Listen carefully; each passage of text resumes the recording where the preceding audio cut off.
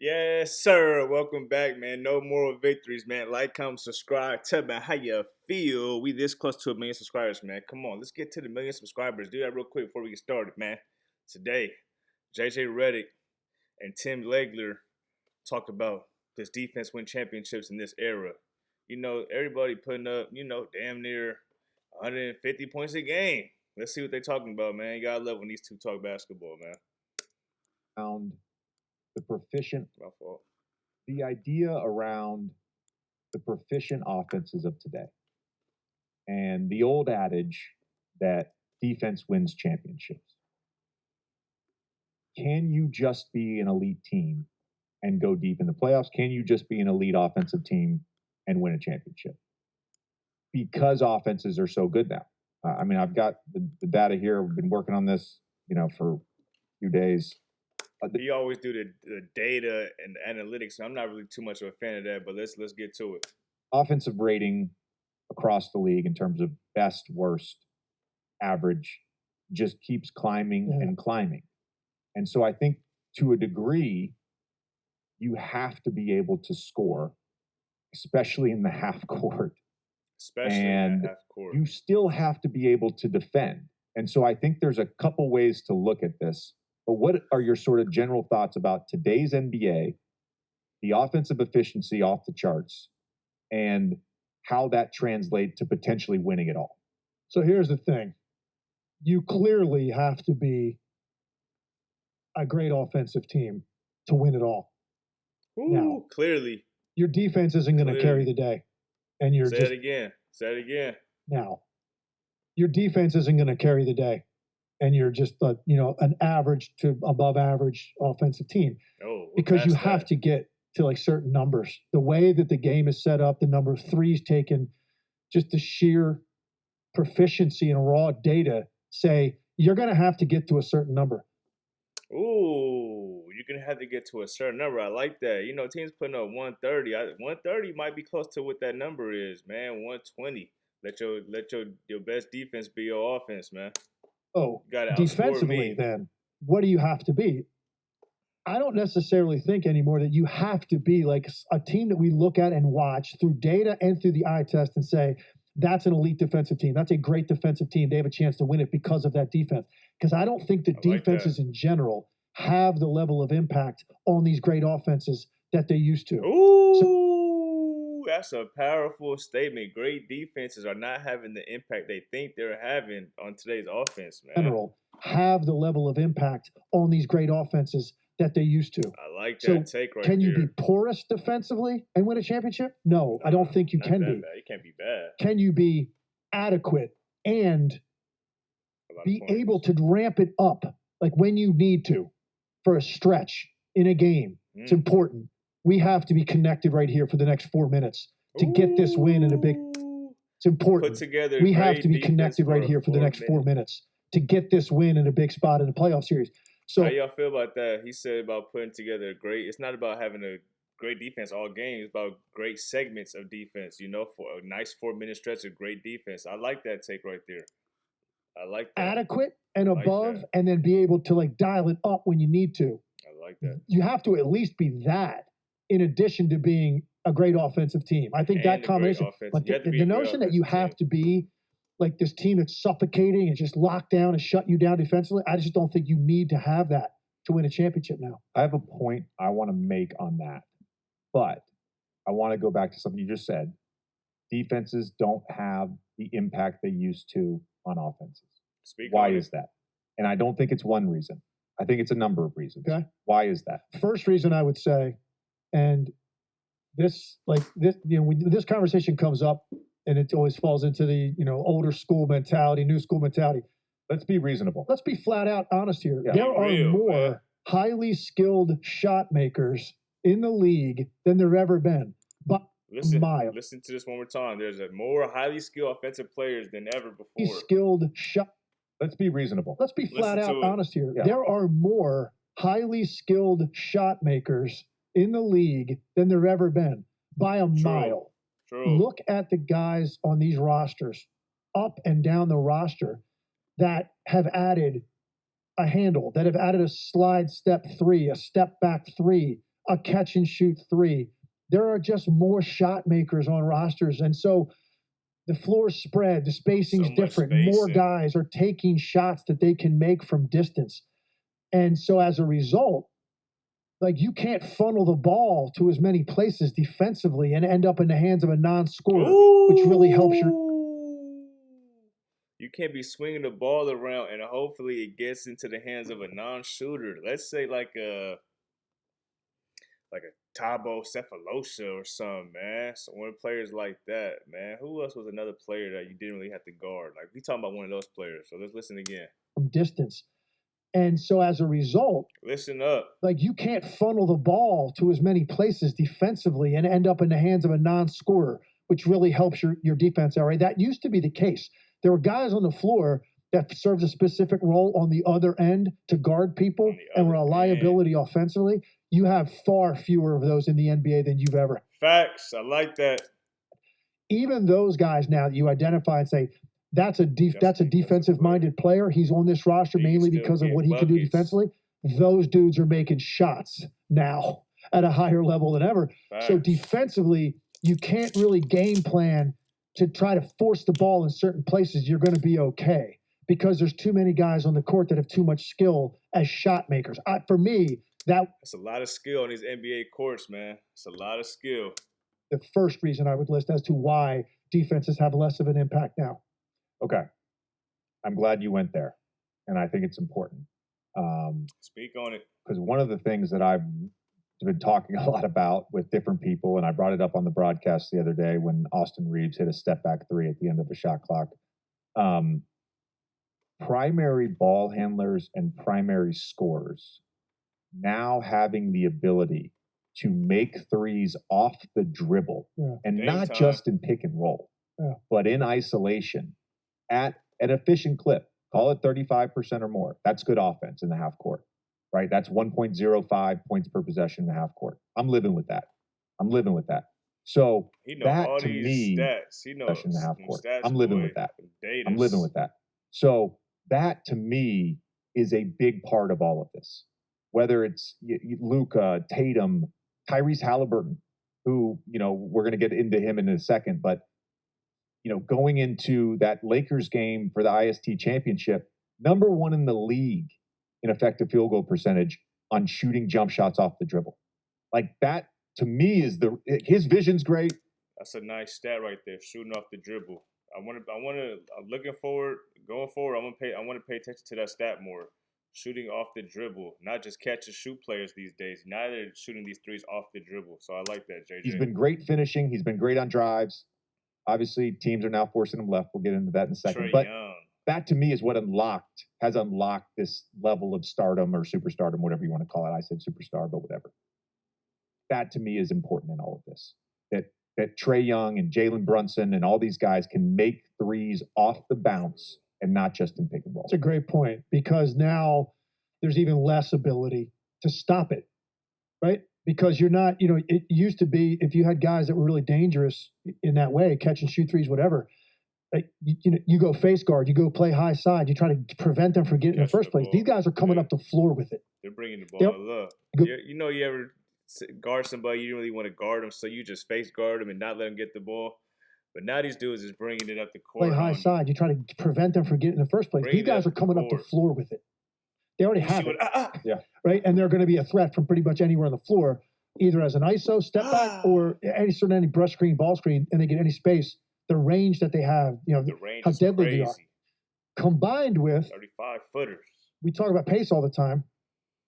Here's another reason I think defenses have less of an impact.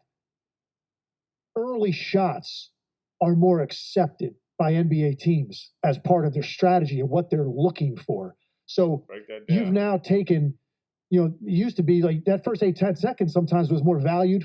Right, exactly. Pounded it up there, get guys organized. Now we're going to go run our action. That's not the case anymore. Now, it's not only advanced quicker, whoever gets it with any daylight whatsoever has the freedom to go ahead and take that shot. Whoever gets it with any daylight whatsoever has the freedom to go ahead and take that shot.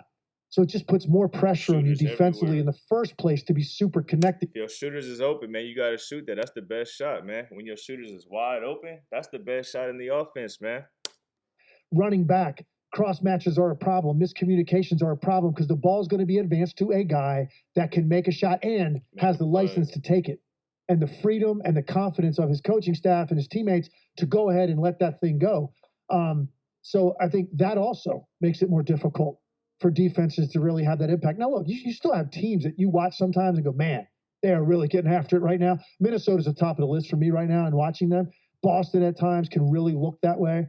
And some of the teams that we're talking about, Denver can look that way sometimes. But in general, I'm not watching games and going, man, how are they going to operate against this defense? And it's the defense suffocating. Ooh, that's a great point. Listen to what he says right here. Teams and going, man, how are they going to operate against this defense? And it's the defense suffocating. Yeah. You don't feel that as much. Because even the top defensive teams, JJ, like, you're still going to see like a 40-point quarter against them. Right. And there's some shot variancy to the amount of 3-pointers taken, right? That's a big part of it. Yeah, for sure. You're gonna have those sort of anomaly games, I like to call them. But you bring up Minnesota, by the way.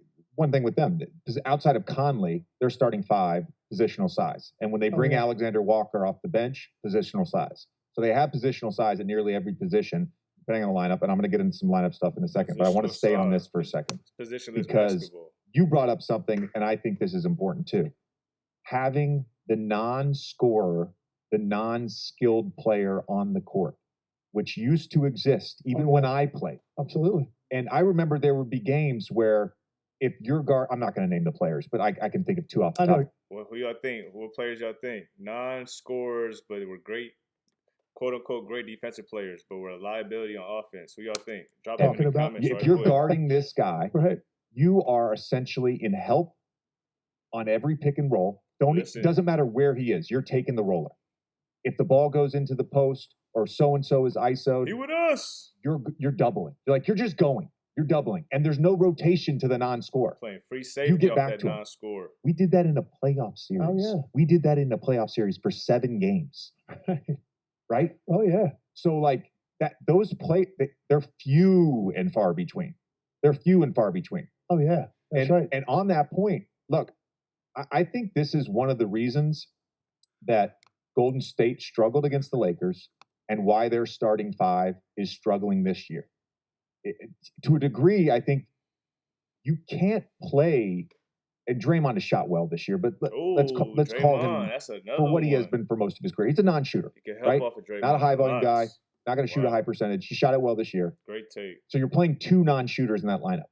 Well, if Wiggins can't make a 3, the 2 non-shooters he's talking about is Kevon Looney and Draymond right now. Now you're playing 3 non-shooters. He's saying that Wiggins can't shoot. That's 3 non-shooters now. And Clay's struggling. Well, he's picked it up the last 3 games. But yes. So, but Clay has been struggling. You can't have lineups out there that are playing that way. So that's one thing. That's why you need shooters. Check out my reaction to these mock drafts, man. Go check it out, man. We need shooters. If you can't shoot in this NBA, it's going to be tough for you. The other part about this is analytics. And I remember the first time I heard any of this analytics stuff was the very first meeting we had with Stan Van Gundy. This was 07-08, his first year there. First meeting before training camp. He comes in and he breaks down, this is what a free throw is worth. This is what a layup is worth. And this is what a 3 is worth. And specifically, he's like, this is what a corner 3 is worth. The drive in analytics is a tremendous factor in all of this. Is it? Hey, guess what? We're not going to have... Y'all are letting analytics take over, man. Tony Allen spotting up at 15 feet and shooting 3 of those a game. Because that's not an efficient shot. Or whoever was in the 2-guard spot for Oklahoma City for all those years. Right. They put somebody in that spot just like that. Yeah. Didn't have to worry about. So it's like, I think the amount, you brought up the brother Scott, I think the amount of 2-way players that can spot, they don't have to necessarily be on-ball players, but they can spot and make a decent clip from 3. The proficiency and the intelligence now, not only of spacing, but also cutting around spacing. I think teams do a great job right now of cutting, of recognizing when there's 2 on the ball, and then here's our cut game, basically. Teams are good at that. So I think analytics has driven this. I was looking this up the other day. So free throw rates are down across the board, league-wide. Basketball is a physical game. Ever shot less free throws per game than at any other time in the modern NBA. Going back to 1980. Correlation to the increase in 3-point shooting. Exactly. 100%. Here's the crazy part. Less free throws because they're shooting more jumpers. drives are up by about 50%. Now, we only have tracking data since 2013, right, for that sort of thing. Second spectrum, synergy, all that stuff. We only have drive data since 2013.